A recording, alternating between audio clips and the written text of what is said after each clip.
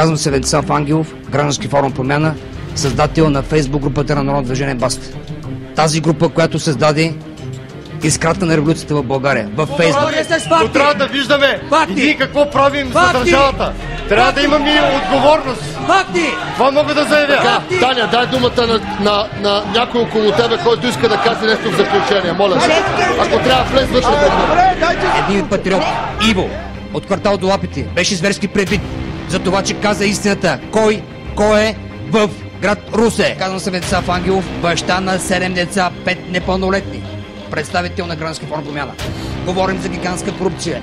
Аз искам само да питам какво бъдеще предлагате на децата като мен, понеже аз смисъл такъв, аз съм отличник в спорта, станах много добър капитан на нашия отбор и искам да питам просто майка ми също, тя е безработна и само тя ме гледа, понеже нямам баща и бележника си е донесъл детето. Дай да го видиш. Браво бе, моето момче. Браво бе, юнак.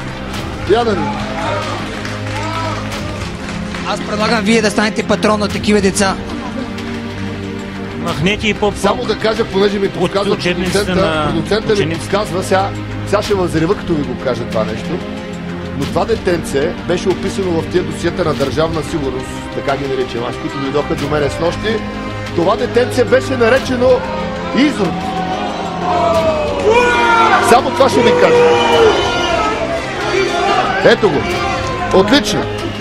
Браво. Аз най-се радвам, че си отличен по български език.